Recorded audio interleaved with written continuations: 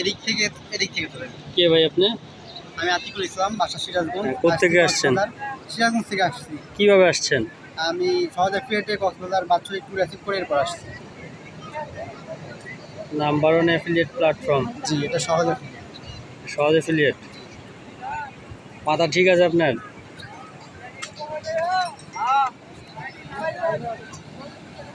এই মিয়া কি শুরু করছেন আপনি? হ্যাঁ,